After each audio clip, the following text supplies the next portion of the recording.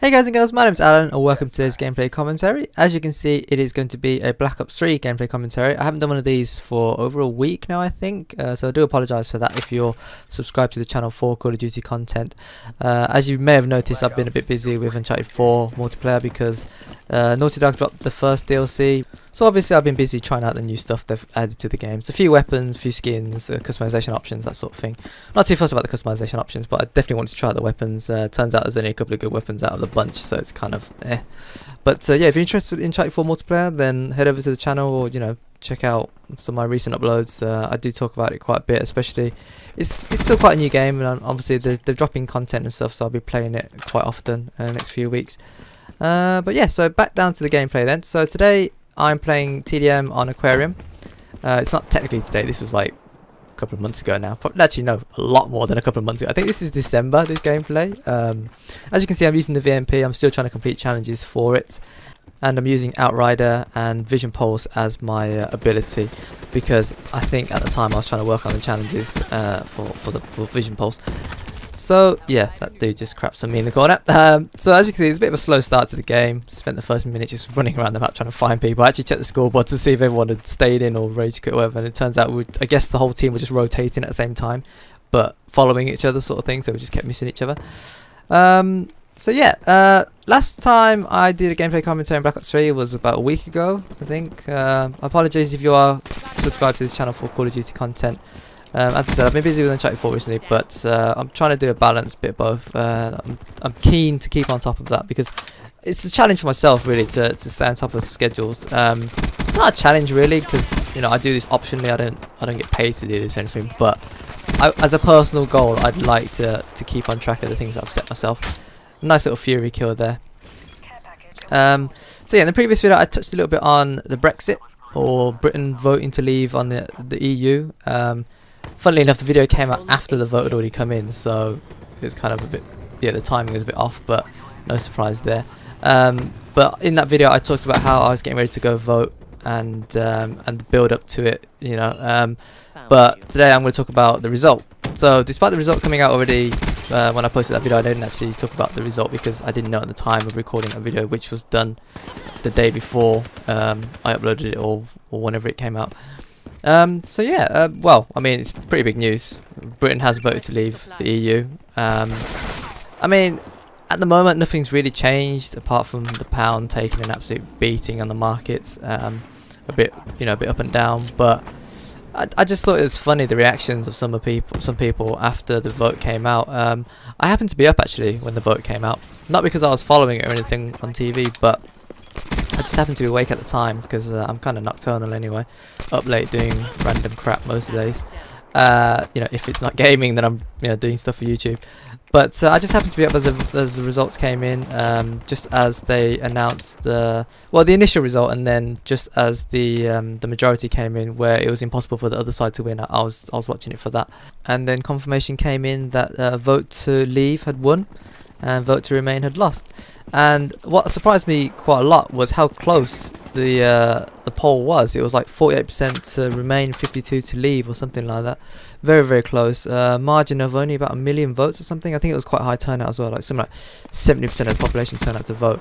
I mean, 30% is still quite a big chunk of people who didn't vote, or for whatever reason, whether they were just lazy, even lazier than me perhaps, and people who just couldn't be bothered to vote, or maybe people who weren't living at home so couldn't register, or couldn't be asked to register, so they just didn't vote. It's such a big decision that I felt I needed to go and vote on this matter. I couldn't let it slide without having my say. But yeah, it's just I mean, it wasn't that surprising in a sense of a division in the opinions of people, because the build-up itself there was a lot of split, right? People were saying they should stay or they should leave for whatever reason, and it seemed to be the case up and down the country. A lot of split communities, that sort of thing. Not as in like people were fighting over it, but just there was a lot of debate on both sides, because as I say, it's a big topic, right? But the Leaf side eventually won, and I just the reason why I bring it up today is because it's just funny how people were reacting to it afterwards. I remember listening to some of the politicians talk after the results came in, and seeing some of the shit that was on social media. and it's just so, there was so much bollocks from people. It's unbelievable. Like I genuinely was surprised at how much rubbish people were chatting.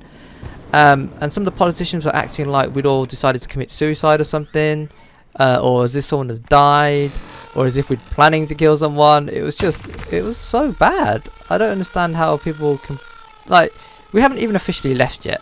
And I don't know if you're following this from outside the country, whether you know that yet, but Britain has only voted to leave. That's our decision. We haven't yet left. We haven't initiated the article which triggers the countdown for us to leave the EU. You know, we haven't done anything yet. All we've done is decided that we want to leave as a country. And yet people were chatting so much crap on social media, like the Leave, not everyone obviously, but you know, some people from the Leave side were being openly racist. Some people on the Remain side were calling the Leave side stupid. Well, that's putting it lightly. They were full on bashing each other basically. And it's just so much crap going on. And as I said, we haven't even left yet, and we probably will leave at some point because, you know, it's a democratic vote and all that. But then there were petitions going up saying we should have a re-vote, and then there was a protest march in London, and it's like, just accept it already.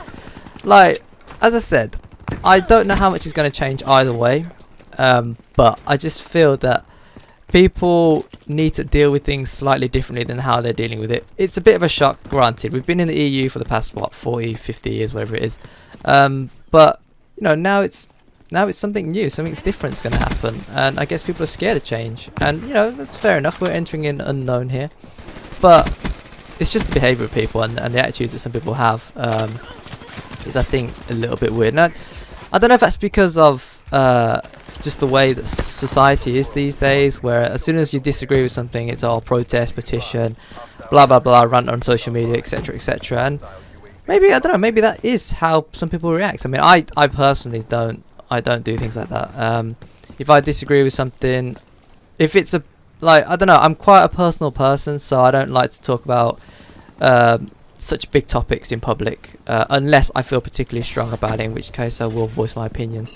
But there are some things I think that are better left talked about behind closed doors and not openly displayed in public for the whole world to see.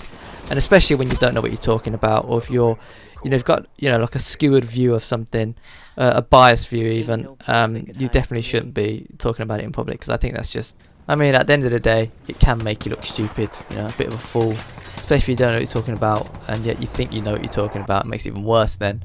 And, you know, to be quite honest, no one knows what's going to happen in the future. Anything that does happen isn't going to happen soon. Any changes that will occur isn't going to happen overnight. Any benefits or drawbacks won't really be felt for years to come.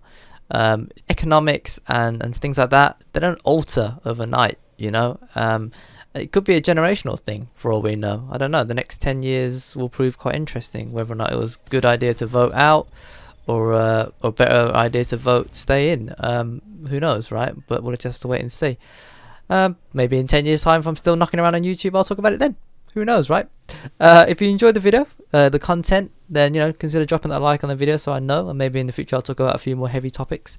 Probably not that often. Today was quite a deep topic, and I just felt the need to voice my own thoughts and opinions on it, because I thought it was quite I don't know, it's a historical moment in our lives as Brits, so I just figured I'd put my piece out there, and to tell people to stop chatting bollocks. That's my advice, but whether or not they listen is another thing, right? If you didn't enjoy the video, maybe because you're not that interested in politics, or maybe you don't live in Britain or whatever, you know, just let me know in the comment section below. I do take on feedback where I can. Maybe even suggest some topics that you want me to talk about, and I'll see if I can accommodate those instead. But if not, you know, as I said, I'll just wing it and see how we go. I don't really have a schedule or a type of a plan that I follow when it comes to making these videos. I just do whatever happens at the time, and whenever I have the time, basically. So yeah, as I said, I'm still learning. I'm still early stages of making this channel work. So by all means, give me your feedback. I welcome it.